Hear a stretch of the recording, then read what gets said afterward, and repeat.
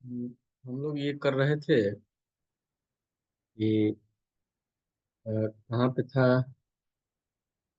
Just a minute. Good morning sir. हाँ, good morning to everyone. हम लोग ocean current के और ऊपर थे हम लोग। मिक्स टाइड ये सब हो गया था। इम्पोर्टेंस ऑफ टाइड्स भी हम लोग कर रहे थे। उनकी इम्पोर्टेंस क्या थी। जस्ट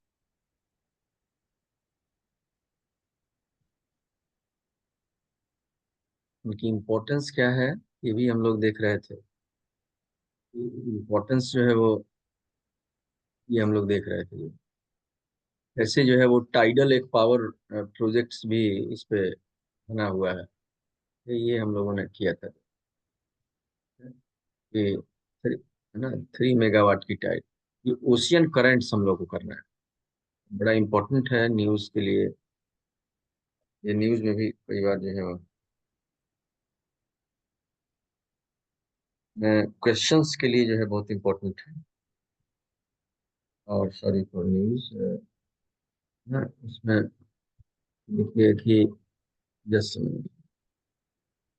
ओशियन करंट्स और इनकी निर्णायक रोल भी होती है साइक्लोन में, मौसम चेंजेस में। ठीक है।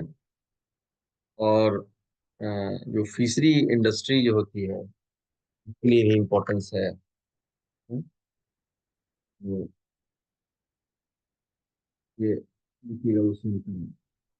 Ocean currents are like river flow in oceans. क्या? तो ये इस तरीके का बहुत अच्छा है, ये जो है रिवर फ्लो इन ओशियंस। क्यों ओरिजिन होती है, क्या इसके कारण है और क्या इसके इफेक्ट है सराउंडिंग एरिया में जहाँ से ये है ना फ्लो होती है, वहां पे उसके मौसम पे, उसके सब चीजों पे इफेक्ट है। They represent a regular volume of water in a definite path and direction और influence by two type of, दो तरीके के फोर्सेस इन्फ्लुएंस। प्राइमरी फोर्सेज और secondary forces. Primary forces that initiate the movement of water, secondary forces that influence the currents to flow.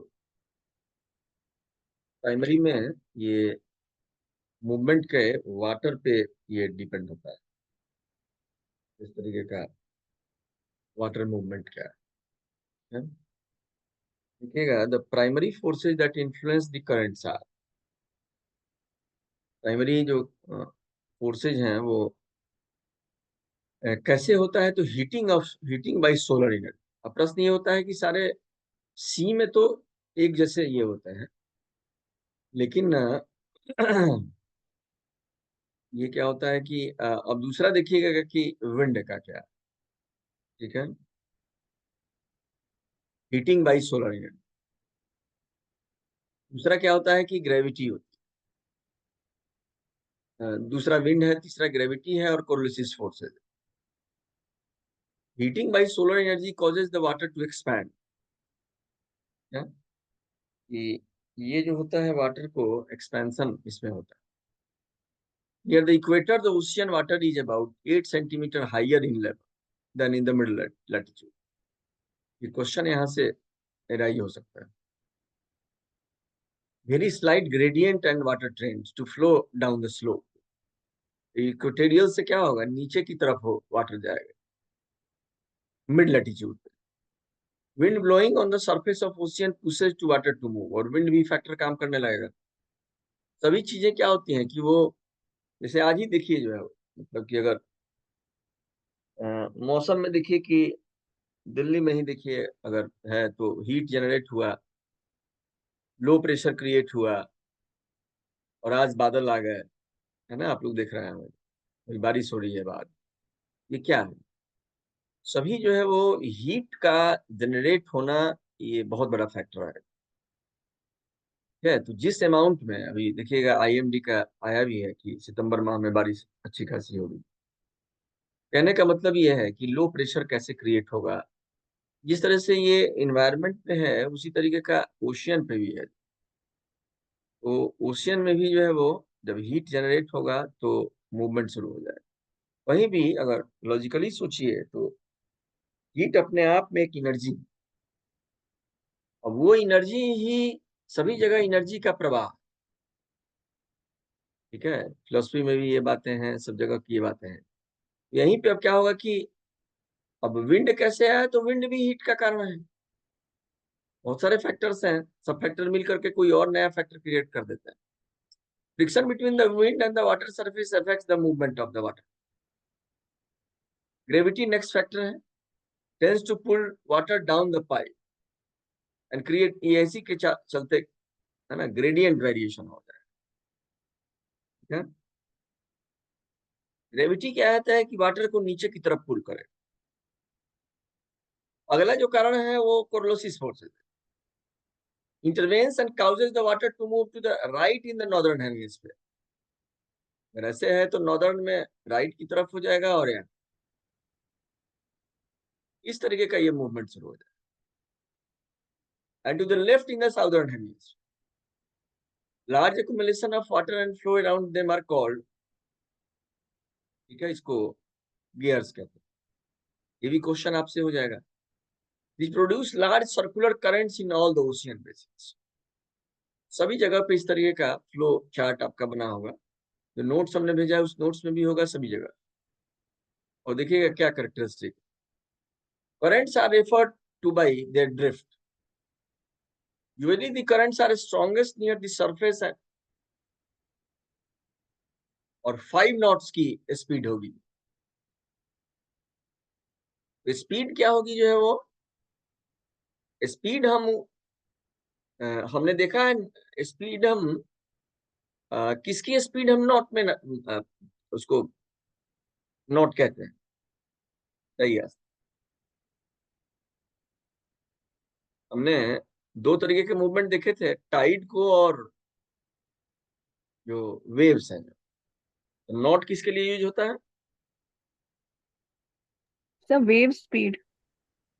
Wave की speed जो है वो not में होता है, ठीक है। तो 5 नॉट की ये होगी। नॉट के बारे में देख लीजिएगा। आप देखिए यहाँ पे क्या है कि नॉट अगर है, यूपीएससी क्या करेगी, या अगर क्वेश्चन लिस्ट बनाने का अगर उसका टारगेट होगा, इसी में पूछ लेगी नॉट क्या। टाइड को भी मापते हैं, इसको करते हैं। तो आपका अगर कोई एनसीईआरटी में कोई अगर बात आ जाए, उस बात से देखते हुए 2-3 बातों को आप अपना खुद से पढ़िए, जाकर के आपका काम है कि वो बात को आगे आप बढ़ा ले जाइए। इसी यही तरीके का अप्रोच क्या है, सभी जगह पे है। वो आज के डेट में वही क्वालिफाई करेगा कि एक आदमी का ही सब जगह रिजल्ट आ रहे हैं, है ना। वो हमारे पास कल परसों शनिवार को एक स्टूडेंट आया, उसका यूपीसीएस में ऑलरेडी एम्प्लॉयमेंट ऑफिसर पे है, और आपने आस्था उससे बात भी की है, जब जो है वो आप ऑफिस में आई ये आई सर, थी। ये सर। हाँ, ठीक है, अब तो ये एविडेंस है। और उसका उत्तराखंड में 2-3 दिन पहले रिजल्ट आया, उसका उसका उत्तराखंड में भी हो गया है। अभी तो मैं मैसेज अच्छा, नहीं भेज। होना था उस दिन उनका इंटरव्यू था। हाँ, मेरे यहाँ जो इंटरव्यू में आता है उसका 100% रिजल्ट है। इक्का दुक्का अच्छा, उत्तराखंड एग्जाम्पल में हो होगा। गया है आपका? हाँ, उत्तराखंड में हो गया उसका। और वो यूपीएससी फॉरेस्ट का लिया था ना सर? फॉरेस्ट का तो हो गया, उसके बाद उत्तराखंड में भी फिर दोबारा आया, उत्तराखंड में भी हो गया, उसके पास 3-3 नौकरी है। और चौथी के लिए प्रयास कर रहा है। चौथा के लिए जो है वो यूपीएससी का प्री पास कर लिए हैं, मेंस परीक्षा है, छुट्टी लेके आए हुए हैं। हमारे पास आ गए कि सर आर्ट एंड कल्चर का पूरा मटेरियल बता दो। सब हमारे से एक झोला भर के ले गया। तो उत्तराखंड में स्विच कर रहे हैं क्या अभी यूपी उसके से? पास तीन तीन है, तो चौथा अभी यूपीएससी का आ जाएगा, तो चारों में डिसाइड करेगा किस में जाए। कहने का मतलब ये है कहने का मतलब ये है कि आपको हमारे से क्या मिलेगा, अप्रोच मिलेगा। ये अप्रोच जो है वो कि अभी आपसे मिलवाएंगे भी, 20 सितंबर को 29 को परीक्षा खत्म होगी, तो बुलाएंगे, तो सब आप लोग को बुला लेंगे, ठीक है। तो अभी तो डिस्टर्ब करना उचित नहीं है। ये कहने का मतलब ये है कि आप लोग उस ट्रेंड्स को पकड़िए। एक ही आदमी का हो रहा है, बार बार हो रहा है, इसका मतलब है कि उसने कोई मेथड को अपना लिया है, कोई बात को अपना लिया है। तो वो बात आप देखिए जो है बहुत, क्योंकि खुद ही से मेहनत करना है आपको। तो एक बात कोई आया तो 2-3 बात निकाल ली। जैसे कि मान लीजिए हम करंट में कराते हैं, इवनिंग में 7 बजे एकदम नियमित क्लास होती है, 12 बजे आज भी क्लास होगी। ये सभी क्लास को आप अटेंड करिए, देखिए उसमें एक बात से मैं 3 बात को निकाल ले जाता हूँ। ठीक है, तो यही जब अप्रोच आपका होगा तो इंटरेस्ट भी आएगा, पढ़िएगा भी। चलिए आगे देखते हैं। एट डेप्थ, है ना, मोटिवेट भी तो करना जरूरी होता है आप लोगों को। At depth currents are generally slow with speed less than 0.5 knot. ठीक है, नीचे में क्या होगा कि डेप्थ में होगा कम। ओशियन अपने आप में एक बड़ा आश्चर्यजनक चीजें हैं। ठीक है, तो और सरफेस पे ज्यादा होगा, सरफेस पे 5 नॉट्स और यहाँ पे देखिए कितनी कम स्पीड। ठीक है, अब इसको ड्रिफ्टिंग कहा जाता है। Drift is measured in terms of knots. The strength of a current refers to the speed of the current. अब जो स्ट्रॉन्ग होगा फास्ट करंट, ठीक है, सरफेस पे स्ट्रॉन्ग होगा और डेप्थ में कम हो जाएगा। ठीक है, तो ये 5 नॉट से ज्यादा का नहीं होता है। आगे देखिएगा, और बहुत इंपॉर्टेंट टॉपिक है ये ओशियन करंट्स जो है। ठीक है, ये सबको यूट्यूब पे भी लॉन्च करवा देंगे, सब कल ही डालना था, आज सेकंड चैप्टर भी डालेगा जो है। देखिएगा, differences in water density affect vertical mobility. अब डेंसिटी का फिर फर्क आएगा। And what do you mean by water density? ये बताएगी क्या शीतल? जो शीतल, वाटर वाटर डेंसिटी बताओ क्या।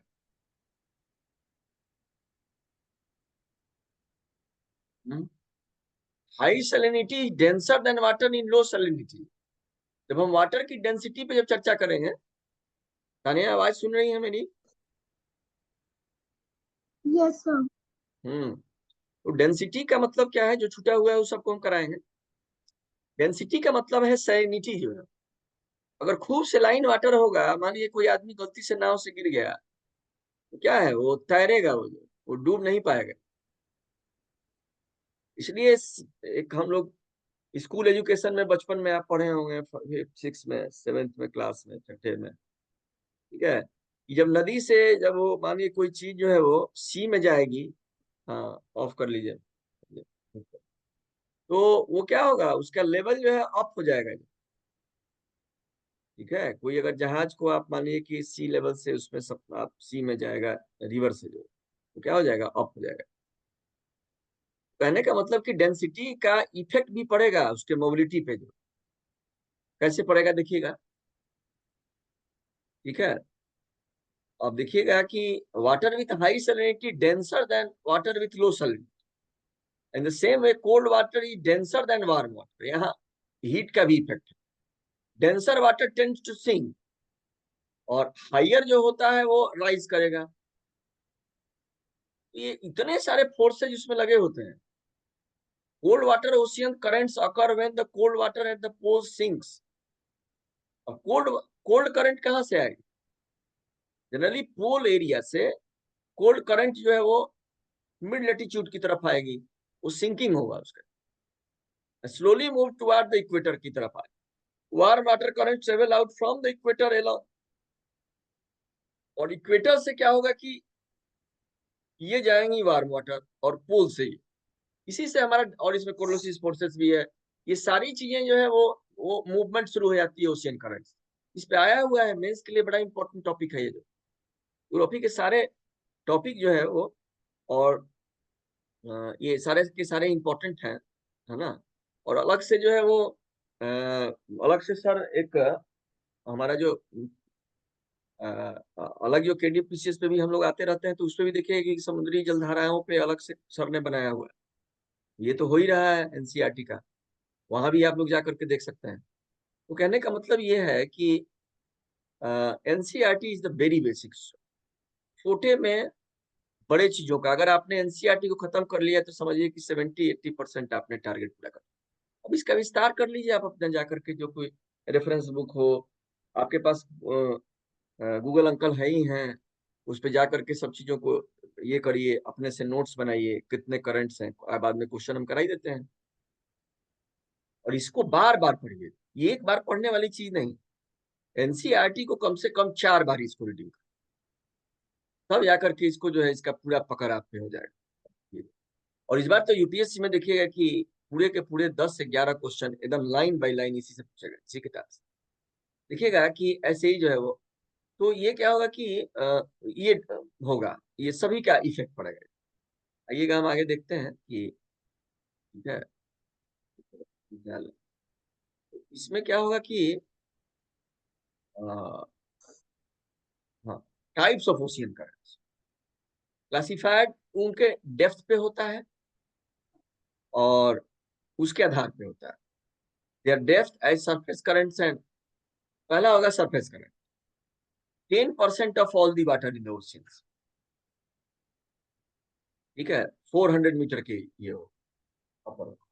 Deep water currents 90% of the ocean currents move around the ocean basins due to variation in density or gravity. Deep water sink होगा और फिर जो है वो इस तरीके का मूवमेंट शुरू हो जाएगा। Ocean current can also be classified based on temperature. ठीक है, दो तरीके का होगा, सरफेस करंट हो जाएगा, डीप वाटर करंट। अब देखिएगा इसमें डेंसिटी और वेरी ग्रेविटी हो गई दो प्रोमिनेंट। डीप वाटर में सरफेस पे होगा, अब उसका हम टेम्परेचर के आधार पर देख रहे हैं और फिर दोनों का मिक्सिंग हम लोग कराएंगे। As cold currents and warm currents. Cold currents, cold water into warm water areas. और देखिएगा यहाँ पे एक बात, west coast of the continents in the low and middle latitudes. मतलब कि अगर यूएसए का अगर इस तरीके का है देखिएगा, और ये साउथ अमेरिका है, यहाँ पे पोल की तरफ से जो आएगा ये कोल्ड करंट है, ज्यादातर वेस्टर्न पे। ऐसे ही चीन का और रूस का जो ये वाला एरिया है जो कि वो पैसिफिक का है, क्या मानिए कि यूएसए है, तो सभी मैप में जाकर के आराम से आप जो है ये पूरा चीन है तो यहाँ पे हो। ऐसे ही जो है वो अब देखिएगा बोथ हेमिस्फीयर में, लो और मिडिल लैटिट्यूड। ऐसे ही साउथ अफ्रीका में कि वेस्ट कोस्ट पे हो। ठीक है, and on the east coast in higher latitude in northern hemisphere. Higher latitude में जो है वो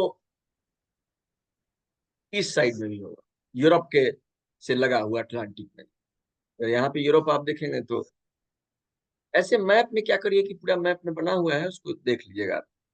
यहाँ भी होगा भी आएगा देखेंगे। ठीक है, अब होगा warm currents, warm into cold water.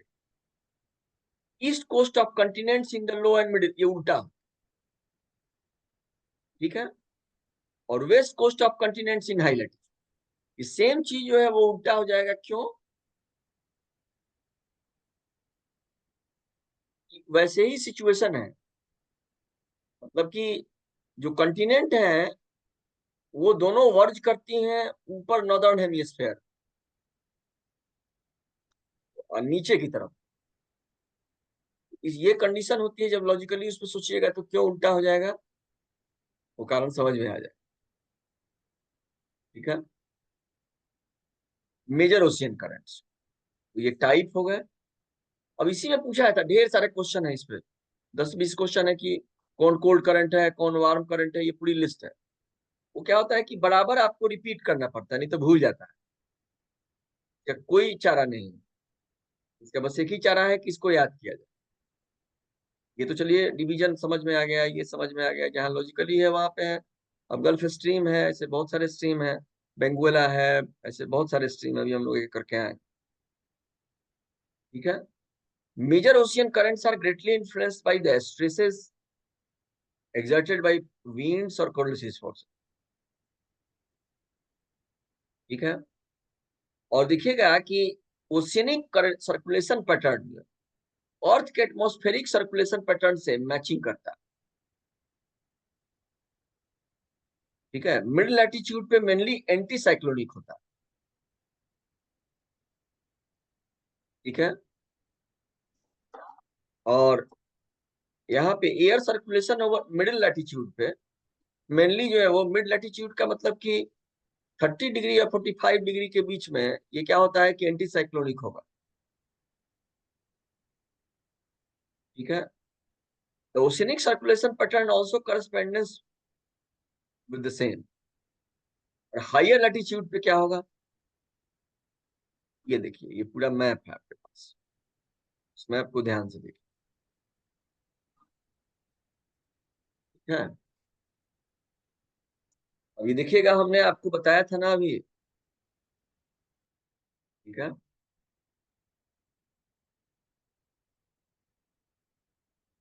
ये आपको क्या है, नॉर्थ अमेरिका, ये साउथ अमेरिका। देखिएगा कि जो यहां से आ रही है वो कोल्ड हो। ठीक है, और जो इस साइड से जो जा रही है ये हॉट हो जाए। ठीक है, ऐसे ही ये वाला। ठीक है, अब देखिए south Africa, sorry south America. ठीक है, तो जो इधर से जाएगी कोल्ड करंट हो गया, या पोल की तरफ से। इसी बात को हमने कहा कि जो ऊपर से आएगा ये संयोग से वेस्टर्न हिस्से में, मतलब वेस्टर्न साइड के कंटिनेंट, और ये भी वेस्टर्न में होगा। ये इसलिए होगा कि जहां पे ये होगा, अब ये इसी का ऐसे मूवमेंट होगा, कोलोसिस फोर्स का इफेक्ट है ये, वो मिल के कारण बना देता है। ये क्या होगा कि जब आपने वो इसी के चलते इसमें ये सभी चीजें हैं। अब देखिएगा यहाँ पे कि तो ओशनिक, अब यहाँ पे इसी तरीके का साइक्लोनिक हो जाएगा। कहाँ पे साइक्लोनिक होगा, देखिएगा कि हायर लैटिट्यूड, मिड लैटिट्यूड में एंटी साइक्लोनिक, फिर साइक्लोनिक जो है, ये सब ईस्टर्ली वेस्टर्ली, ये सब हम लोगों ने विंड के पैटर्न को विंड वाले चैप्टर में पढ़ा। तो विंड वाले पैटर्न को अगर इसमें लागू कर दीजिएगा तो वो बात आपको मैचिंग करने लगेगा। अब इसी पे क्वेश्चन हो जाएगा। लेकिन इसका क्या होगा कि ये जब पूरा जब इसका सीक्वेंस जब बनाइएगा तो ये बात आपको बहुत दिन के बाद समझने लगिएगा। इसमें याद करने की जरूरत नहीं, नाम तो याद करने की जरूरत है वो, कि कौन कोल्ड करंट है, तो फाकलैंड कोल्ड करंट है। ठीक है, ये अर्जेंटीना के पास। इसको कैसे आप मैच कराएंगे। ठीक है, आप देखे होंगे कि हम करंट जब पढ़ाते हैं तो मान लीजिए अर्जेंटीना का जिक्र आया, वहीं पे हम बता देते हैं कि फॉकलैंड एक नाम का आइलैंड है। ठीक है, बहुत पहले ब्रिटेन और अर्जेंटीना में एक वार, अब जाकर के सर्च करिएगा।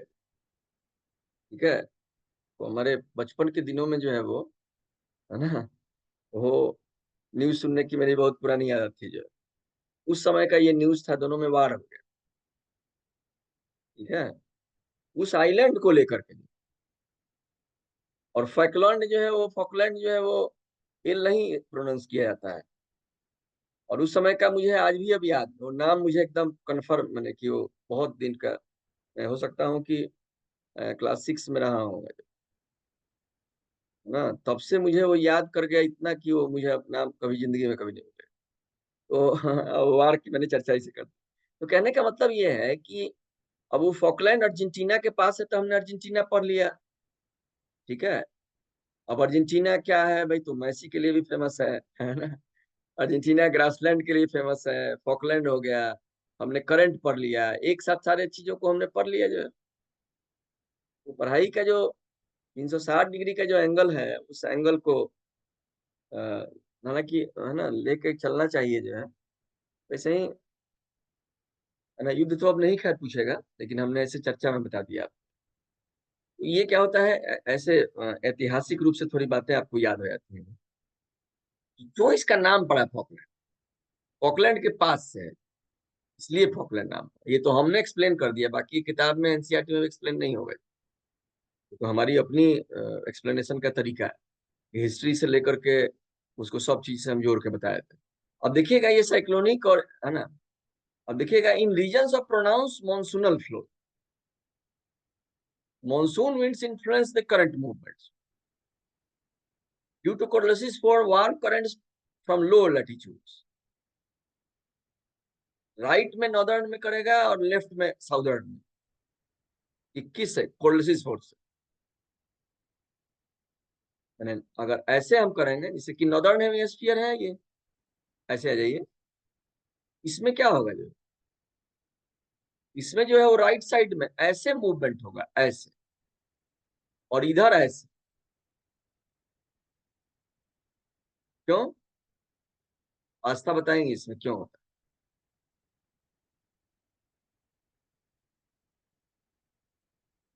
सर जैसे विंड का जो हमने पहले किया था वही तो है है। पैटर्न हाँ, यहाँ पर भी। Same pattern. सेम पैटर्न है कि विंड का जो पैटर्न है वो सेम पैटर्न है। अर्थ का रोटेशन का फर्क है, अर्थ का रोटेशन का फर्क पड़ता है ना इस पे, कोर्लिसिस पे। सर बिल्कुल पड़ता है, विंड पे तो पड़ता ही है। हाँ, कोर्लिसिस फोर्स होगा क्यों, जब वो अपनी एक्सिस पे, जब वो मूवमेंट जब होगा किसी चीज का, कोई गेंद आप घुमा रहे हैं किसी एक डायरेक्शन, या मैंने आप सोचिए कि एक बाल्टी में आपने कोई मग, कोई पानी रख दिया, उसको एक दिशा में घुमा रहे हैं, तो भीतर वो पानी घूमेगा कि नहीं घूमेगा? ठीक है, सेम कंडीशन। ठीक है, वो सेम कंडीशन है। ये मूवमेंट का ऐसे शेप ले लेगा, ये पूरा जो है वो ऐसे शेप लेगा, ऐसे। तो हमने इसको खींच दिया, समझ गया।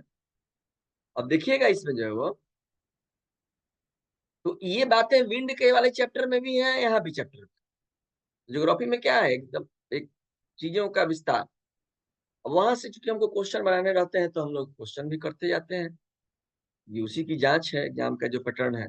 Oceanic circulation transports heats from one latitude belt to another in a manner similar to the heat transported by general circulation। ठीक है, एक लैटिट्यूड बेल्ट से, ठीक है, वो बहुत सारी चीजें लाती हैं, जैसे विंड भी ले जाएगा हीट को, और ये भी ओशनिक सर्कुलेशन भी हीट को मूवमेंट कर देगा। क्योंकि लैंड पे तो जो होगा, वो तो मानिए कि भी तो ले ही जाएगा विंड हीट को, साथ में ओशियंस पे जो हीट का इफेक्ट जो होता है, जैसे लैंड पे होगा तो लैंड भी गर्म होता है कि नहीं, तो ओशियन में होगा तो उसका तो इफेक्ट भी पड़ेगा कि नहीं पड़ेगा। सेम चीज बता रहा है। The cold waters of the Arctic and Antarctic move towards warmer water in tropical and equatorial regions, while the warm waters of the lower latitudes, और ये क्या करेगा कि देखिएगा, cold water Arctic Antarctica warmer area की तरफ बढ़े, tropical और इक्वेटोरियल रीजन्स में, जैसे कि गल्फ स्ट्रीम हो गया और फॉकलैंड। ठीक है, warm waters of the lower latitudes, और वार्म जो है वो कहाँ की तरफ बढ़ेगा, पोल की तरफ, उल्टा होगा। ठीक है,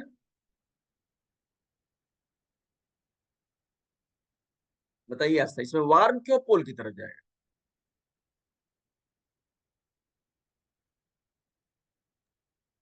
सर पोल से कोल्ड वाटर इस साइड आ रहा है, इक्वेटर की तरफ। हम्म। ठीक है, हम्म। तो उसको बैलेंस करने के लिए, ठीक ठीक। और वो सिंकिंग, हाँ, वो सिंकिंग होगी। बहुत अच्छा, वेल डन, बहुत अच्छा जवाब, शानदार जवाब। तो सिंकिंग होगी उसकी, जब कोल्ड वाटर हैविली होगा तो सिंक करेगा, वो अपना प्लेस छोड़ेगा, तो कहीं ना कहीं मूवमेंट, वो तो खाली जगह को स्पेस भरने के लिए वार्म वाटर आगे की तरफ निकल जाएगा ना। The major currents in the different oceans, yes, prepare a list of currents which are found in Pacific, Atlantic और Indian Ocean। ये भी क्वेश्चन, खूब क्वेश्चन इससे होगा, एकदम याद कर लेना है, याद करवा भी देंगे हम। How is the movement of current influence by prevailing winds, और इससे क्वेश्चन भी मेंस में हो सकता है, बहुत इंपॉर्टेंट चैप्टर है। And what will be the effects of ocean currents. Ocean currents have a number of direct and indirect influence on human activity। West coast of continents in tropical and subtropical latitudes are bordered by cold water। जैसे कि America का ये वाला हिस्सा, their average temperature relatively low with a narrow diurnal annual range, fog but generally the areas are arid, fog होगा, west coast of the continents in the middle and higher latitude, bordered by warm water with cause a distinct marine climate. जो है यहाँ पे देखिएगा, पूरे USA का अगर आप देखिएगा तो यहाँ पे ठंडी है, यहाँ पे गर्म होगा। पूरा कंटिनेंट का विस्तार देखिएगा, है ना। एक चीज का करेक्शन कर लीजिएगा कि लेबेडोर वो कोल्ड करंट्स में है, ये कोल्ड लिखा हुआ है, और गल्फ स्ट्रीम हॉट में है। जहां जहां पे ये सिग्नेचर है ना, ये वाला जो, वो रखिएगा कि कोल्ड में। ये गल्फ स्ट्रीम जो है वो और इसको ये पूरा लिस्ट जो है वो हमेशा दोहराना पड़ता है, क्योंकि उसमें, और घबराना भी नहीं है, अगर वो भूल जाए तो मत मानिएगा कि वो बहुत आदमी को हमेशा भूल जाएगा। हमेशा 15 दिन 1 महीने के बाद वो रिपीट करना पड़ेगा। लेबरडोर ये है, और गल्फ जो है वो हॉट है। ठीक है, ये सारे जो है वो फॉकलैंड इसकी तरफ से है, ब्राजीलियन जो इधर से आएगी हॉट।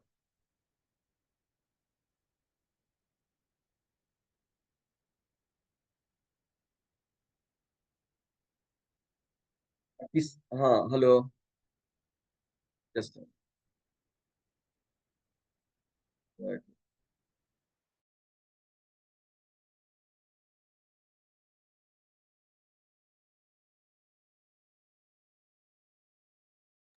हाँ देखिएगा, प्रिपेयर लिस्ट ऑफ, ये हो गया, हाँ sorry, they are characterized by cool summers और रिलेटिवली माइल्ड विंटर्स। ठीक है, अब इसका इफेक्ट पड़ेगा इन चीजों पे, जो है कि कूल समर्स हो जाएगा, मतलब कहाँ पे, यूएसए के उस side, relatively mild winters with annual range of temperatures.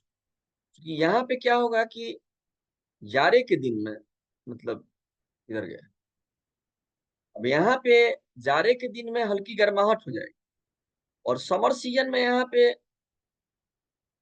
मतलब कि विंड में तो, सॉरी, जाड़े में तो बहुत कठिनाई होगी लोगों को, लेकिन समर सीजन में यहाँ पे ठीक हो जाएगा।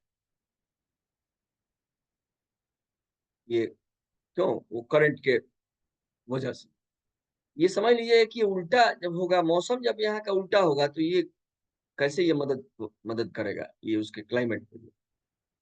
देखिएगा, warm currents flow parallel to the east coast of continents in tropical, और ये सेम चीज का ये क्या होगा कि ये उल्टा हो जाएगा। This results in warm and rainy climates. These areas lie in the western margins of the subtropical anticyclones.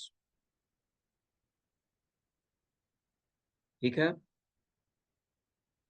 the mixing of warm and cold currents help to replenish the oxygen and favor of growth of plankton। ये हो जाएगा, और यही मतलब हमने शुरू में ही बताया था फिशरीज इंडस्ट्रीज के लिए कि कैसे जो है वो फिशरीज इंडस्ट्रीज जो है वो कैसे डेवलप हो जाती है, क्यों। ठीक है,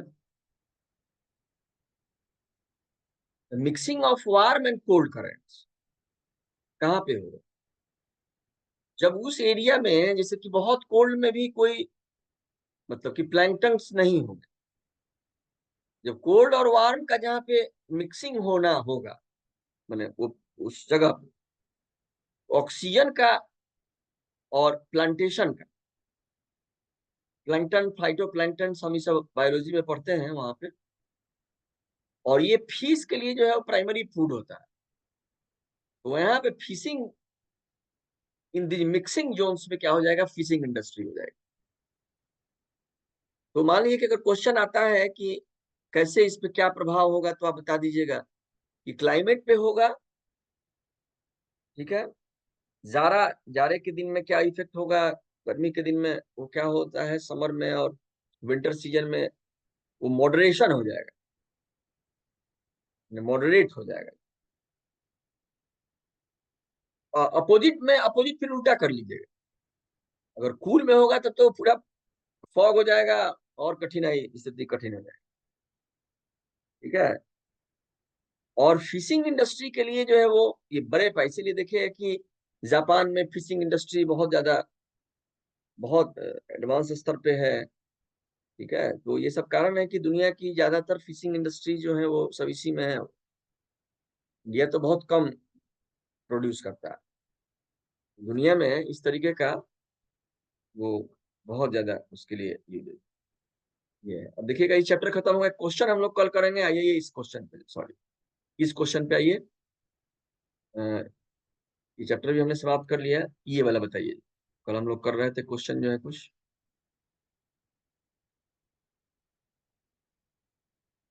ये बताइए।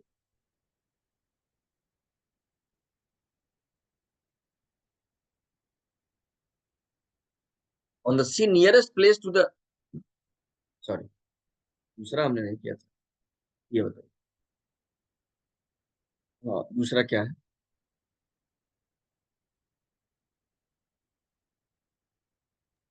Sir south China C, Pacific.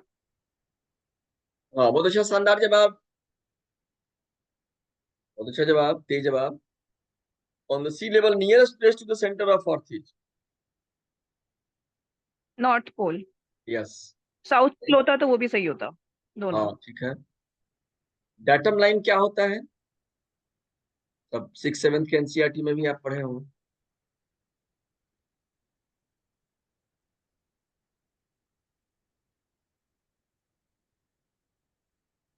Horizontal line to the sea level from where heights and depths are measured. हाँ सही जवाब, तेज जवाब। बाकी the largest part of our hydrosphere is, largest ही तो बहुत सिंपल सा जवाब है, ये जवाब तुम मत देना, ये लोग देगा। लार्जेस्ट पार्ट कौन है? Atlantic ocean. कौन बड़ा ओशियन है? तानिया जवाब दीजिए।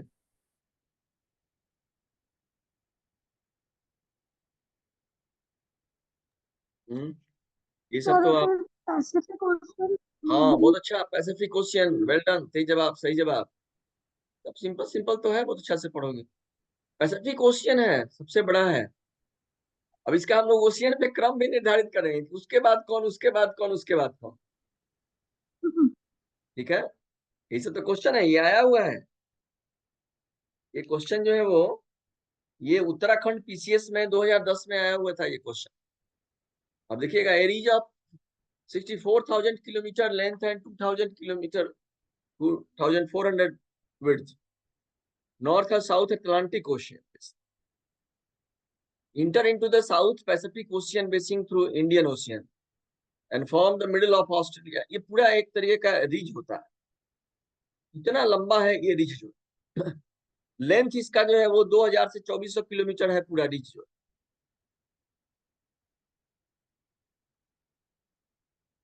ठीक है। नॉर्थ और south Atlantic ocean basin, south Pacific ocean basin through Indian ocean, this ridge is,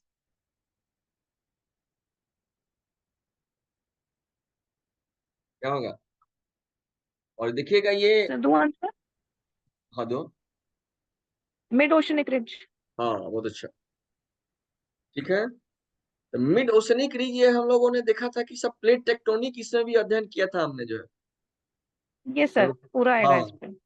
plate tectonic जब हम लोग अध्ययन कर रहे थे तो इसका वो आया था ये, साथ में पैसिफिक जो रीज है उस पे भी हम लोगों ने अध्ययन किया था। ठीक है, मिड ओशनिक रीज है जो। ठीक है, इस क्वेश्चन को जो है वो यहाँ पे, वहां भी पूछना चाहिए था, यहाँ भी है। अब चूंकि ओशियन की चर्चा है तो इस पे यहाँ भी आ गया, लेकिन वहां भी इसकी वो वहां भी रिलेट कर रहा है उससे। ठीक है। आज क्वेश्चन हम